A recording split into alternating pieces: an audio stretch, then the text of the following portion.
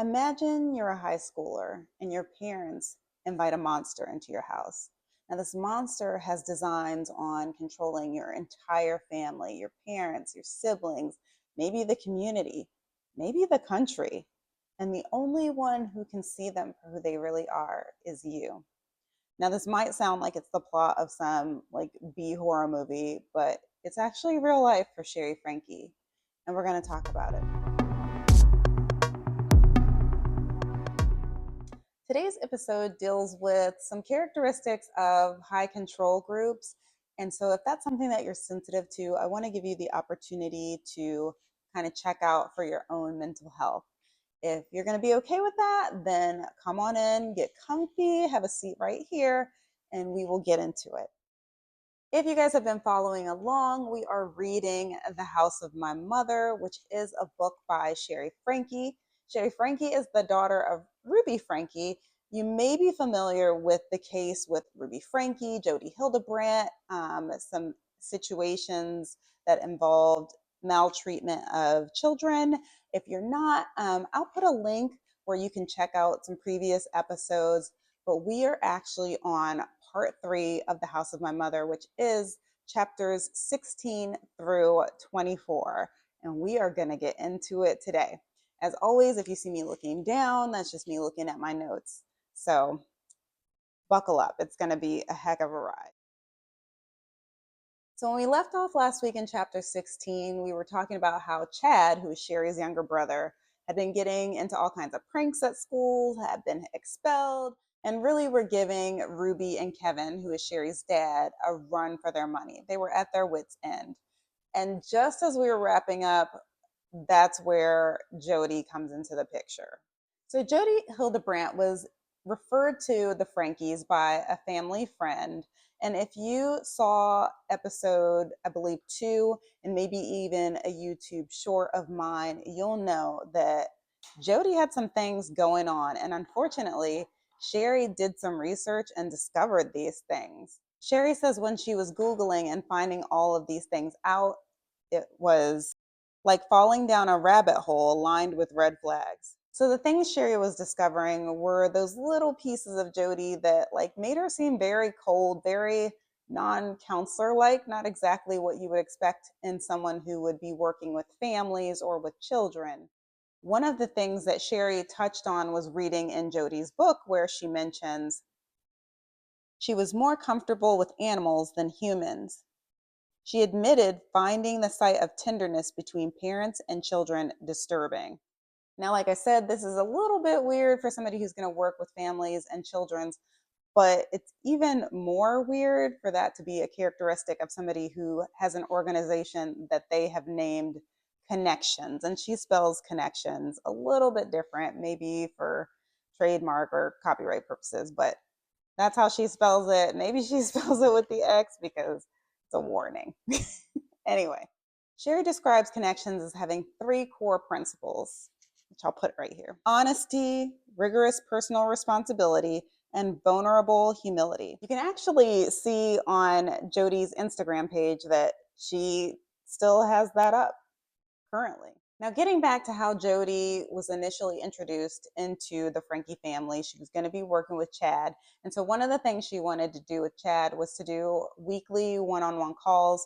And then she also recommended sending Chad to Anasazi. Shari says that Anasazi's 3-month wilderness therapy program cost her family right under $14,000. Now, I went to Anasazi's website and I checked it out, and it doesn't actually list their prices currently, but it does show that there's financing options. So you know that it probably is up there. And then there's also a $3,500 like additional non-refundable fee. You can check it out. I'll put a link to them below, though I cannot say that I necessarily recommend this or any other behavioral camp. If you've watched any of the documentaries with some of these camps, some of them are kind of sketchy, even though I would say currently the reviews for Anasazi seem to be favorable. But I did go back and look further because, as you know, this situation with like the Frankes was a few years back. So closer to the time that Chad was attending, there was a whole article about how sketch the situation was. and it doesn't look good. Now, at the time, Shari notes that her parents put on a united front in doing this kind of therapy for Chad, but that Kevin did seem like he was a bit hesitant as far as his demeanor regarding the whole situation. So when Chad comes back from Anasazi, he has a little talk with Shari and he acts like it's not really a big deal. Actually, he said that he had more freedom out in the wilderness than he has at home under Ruby's rule. Now, Shari's super worried about Chad having these one-on-one counseling sessions with Jodi because she's read all these things, and Chad just doesn't seem to think it's going to be a big deal. Not only did Chad think it wasn't going to be a big deal, he actually tattled to Ruby that Shari had been warning him about Jodi, which of course made Ruby very angry. Ruby's go-to mechanism whenever she gets upset about something seems to be control, so of course she decided that Shari too needed help from Jodi, saying, "You don't like Jodi. Anyone who doesn't like Jodi is hiding something. It means you're threatened by the truth she speaks. She's been called by God to help people."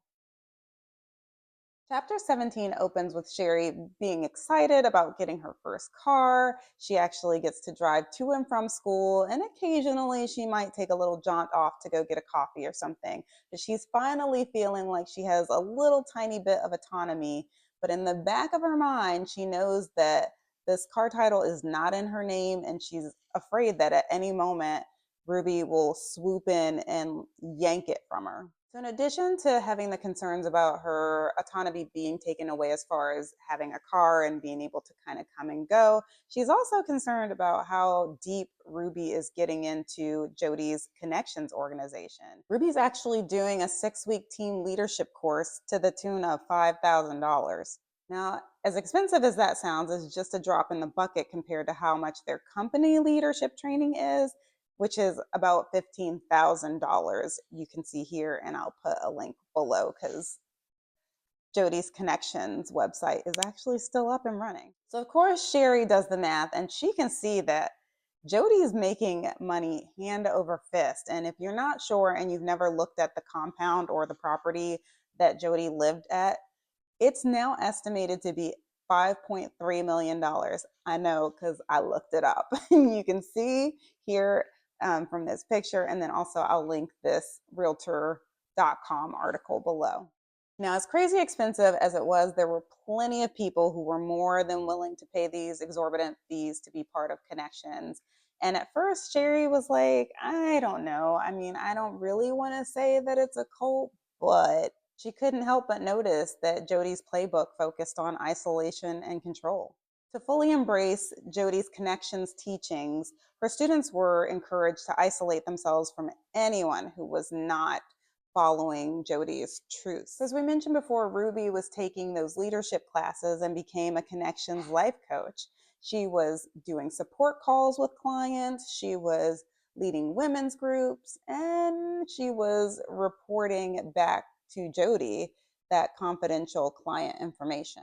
Now, to make matters worse, not only was she reporting that information back to Jodi, but in Connections, the slightest bits of human imperfection were often inflated. So let's say, for instance, you happen to notice that somebody at the gym walked by and they had a lot of muscles. Congratulations, you've been committing adultery. So these are the kinds of things that like Ruby would report back to Jodi.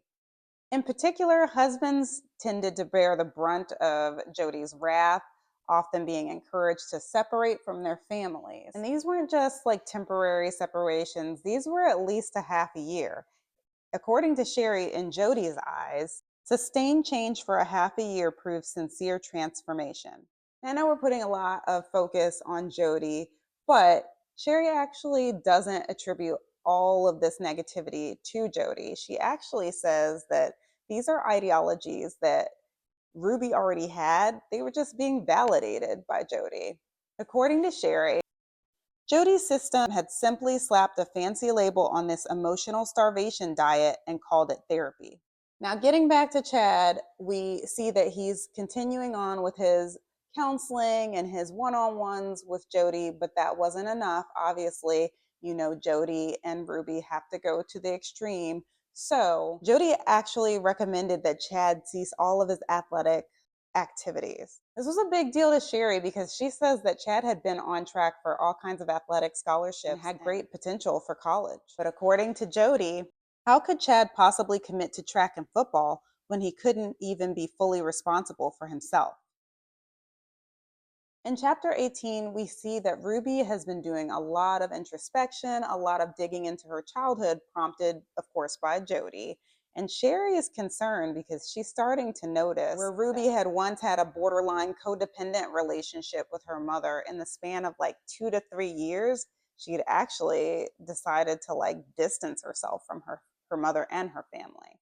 Now, Shari watched this. She kind of felt a little sense of empathy for Jodi because she kind of got what it was like to want a certain thing from your mother as a child and not get it. But of course, this empathy was short lived because Ruby once again began to like dig and needle in at Shari. So now Ruby's already taken track and football away from Chad, and she decides, you know what? She's going to take track away from Shari too. When Shari questions Ruby about why she's taking this away, Ruby says, "You're not emotionally vulnerable with me. Imagine how it will affect your husband in the future. You think any man wants to put up with that? A cold, shut down wife?" So you can imagine this was pretty hurtful for Shari, not only because her mom was already insinuating what kind of wife she would be, but just because she had already gone through and read all of the terrible things about Jodi's past and about what she'd done to families. So she was hesitant and it was visible, and Ruby was not having that. Ruby gave her an ultimatum. She said Shari could either do one-on-one counseling with Jodi, or she could have her phone taken away, her car taken away, and track taken away, and still do one-on-one counseling with Jodi. Obviously, this is exactly what Shari was worried about. Now, chapters 19 through 21 are kind of short chapters, so we're going to lump them all together. But 19 begins where Shari is acquiescing and having that one-on-one counseling session with Jodi, and it's about 50 minutes once a week. During those initial one-on-one sessions, Shari comes away with this from Jodi. She said I might be lying to myself about being a good person, for instance, because it suited my distorted narrative. In these initial counseling sessions, Jodi took advantage of Shari's already self-critical nature and chastised her for believing the true things that she had read about Jodi on the internet. Excuse me. I know you didn't think that I was going to let this episode get that much farther without asking you guys, have you subscribed yet? Have you given me a like yet? Have you left a comment yet? It's okay if you haven't yet, because guess what? You still have time.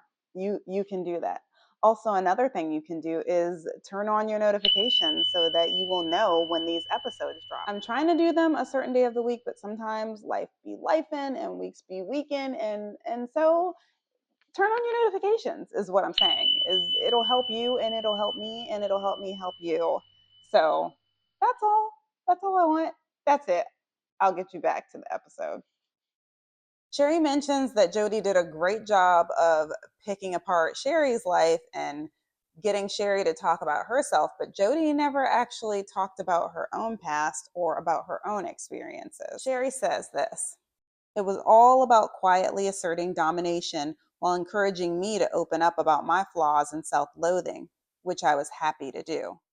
Now, Jodi basically gives Shari an assignment to go through and make note of every time she is having a certain type of belief, basically a belief that she is good, because she is, and Jodi's warped. But anyway, Shari is a people pleaser at this point, and so she is happy to comply. Jodi is literally asking Shari to self-denigrate. She says, "Think to yourself, oh my gosh, I'm going to fail this test because I'm a very stupid little girl."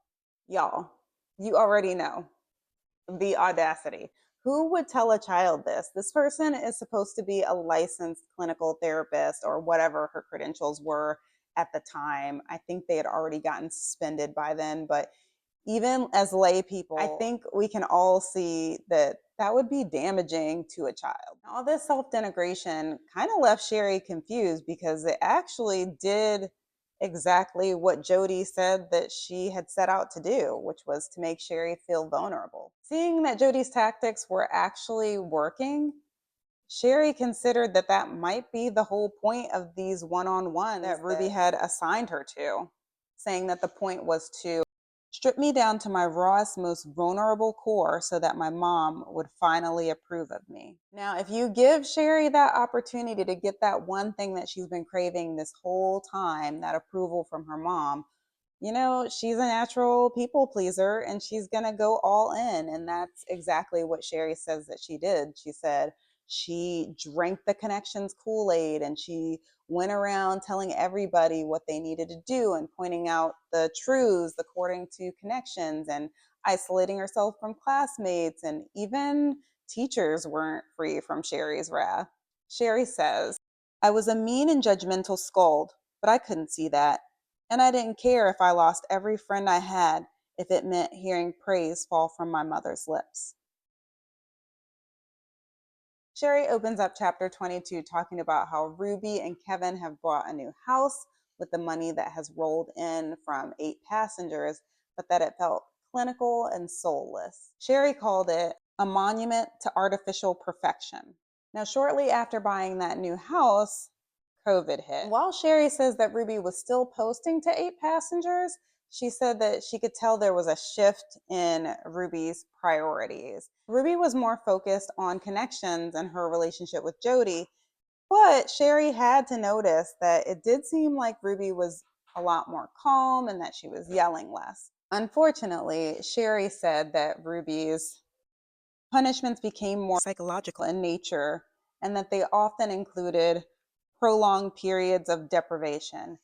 And you guys can kind of see that if you see what happened that actually brought Ruby to national attention. Now, the first glimpse of this to the 8 passengers audience was when they found out that Chad had lost his bed for 7 months. When that episode dropped and people were critical of Ruby's punishment, she was actually shocked. She couldn't believe that they weren't understanding her form of discipline and accepting of her truth. This situation with that episode actually ended up losing them subscribers, brand deals, and about 90% of their income, according to Shari. This is the point where Shari noticed that a lot of their videos were beginning to be hate watched, which gave them some income, but also increased the public outrage. Now, this public outrage wasn't just in the form of negative comments on videos.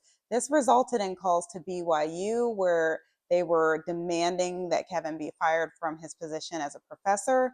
And there were also change.org petitions. I'll link that below.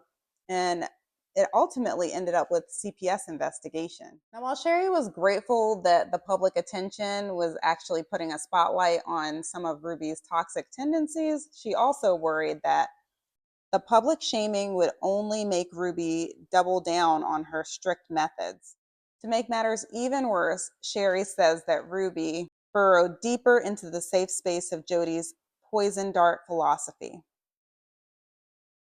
Chapter 23 opens with Ruby declaring that it's going to be an electronic-free summer. Now, I know a lot of people do electronic-free things, so I'm not like knocking that as a parental tactic.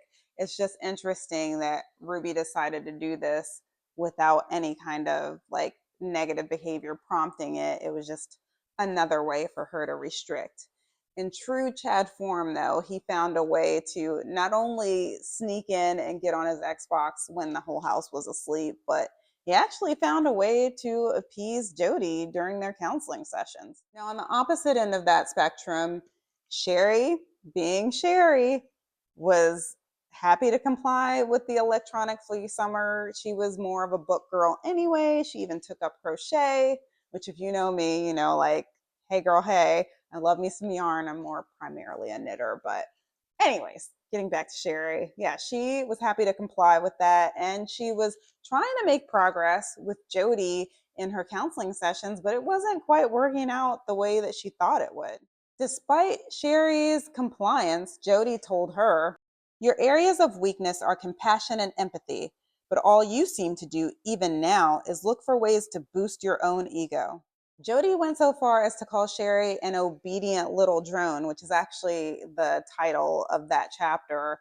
And it really hurt Shari's feelings. So she took some time to like really process and dig into it. And she didn't like exactly attack Jodi on this, but she did confront her about it. And when she did, Jodi tried to gaslight her and say that she never used those words. Of course, Jodi said those words and many more disturbing words. As a matter of fact, Shari says that Jodi said that even babies are distorted, saying, "They're manipulators who feel entitled for their mothers to come and tend to their every whim. A baby cries because it's entitled, and it knows someone will come running because it believes that the world revolves around them and their needs." Y'all, say it with me. The audacity. If you know me, you know that like I am team tiny. And for somebody to be warped enough to actually believe that babies have malintent when they use their biological nature and communicate in the only form available to them that they're manipulating, like I know there's warped, but she's warped. Shari says it was this interaction that kind of snapped her out of her connections trance and like caused her to reel back her like willingness to be obedient and to fall in line with the connections teaching. This is the point where Shari really started to throw Jodi's teachings right back at her and point out when she said things that directly conflicted with her own teachings. It also made Shari kind of reflect and wonder what was the thing that made her community and the people around her, her family, so susceptible to Jodi's weird, irrational, cult-like thinking. She wondered if it was their religious upbringing and their culture that made them more malleable, and she noted how Jodi used that nature to keep them trapped and compliant. So finishing out part 3 in chapter 24, Shari notes that she's seeing Jodi get more and more controlling, this time in the form of requiring her coaches to sign a new contract that will actually give her a portion of their profits just because they're using Connections branding. Following this, many coaches decided to leave Connections, but not Ruby. So Shari's watching this. She starts to get more and more upset, more and more defiant, more and more willing to do anything to go against what Ruby wants. Unfortunately, this rebelliousness and this defiance sparked right around the same time that Shari began to develop this friendship with this man named Derek. Shari describes Derek as high up in the church, a family man and landowner in his late 40s. So Derek had actually asked Shari to help him with his social media presence, and during their time working together, Derek asked Shari lots of questions and wants her to tell him all about her background, her interests, her family, and he just seems genuinely curious about who Shari is as a person. This causes Shari to kind of open up and tell a little bit more about how her family is not picture perfect like people think they are. And then she kind of gets into the subject of Jodi. Now, the interesting part here is that Derek actually used to be a neighbor of Jodi and says, "Oh, yeah, I know all about her." And he is not a fan. So once Shari hears that Derek is actually not somebody who has drank the Connections and Jodi Hildebrandt Kool-Aid, she really feels like, oh my goodness, this is someone I can trust. She likens him to a teacher that she once had and held in confidence. And so she really feels like, oh, this is a cool thing. Further feeding into that, Derek starts to give her compliments about her appearance, starts to buy her little gifts here and there. According to Shari, Derek went so far as to say, "I'm the only one who really cares about you, Shari. You know that, right?" Derek tells Shari that she is mature beyond her years, which I feel like is like, you know what code for age ain't nothing but a number. This is basically where part 3 leaves us off at. And I know you have got to be like sitting there waving all your red flags, going, "No, Shari, no, back away." It's like she is going from one jacked situation to another jacked situation. But this is what happens in these families where you have this overbearing, high control, approval seeking situation, it's just a breeding ground for somebody who is going to seek someone else who is going to want to take advantage of that. So I haven't read any further. I don't know what's going to happen. I'm just giving you, of course, my opinions and my speculation. And I want to hear what your opinions and your speculation is, because it is getting wild and we haven't even gotten to the little salacious part yet, or at least what I suspect is salacious going by internet gossip. So I hope you guys are enjoying this whole book. Shari, again, is just a very, very transparent writer. My heart goes out to her for experiencing all of this. I can't wait to see what happens with her next. Whew, I'm on the edge of my seat. Anyway, thank you guys for coming along with me. I look forward to chatting it out with you guys again next week. Bye, guys.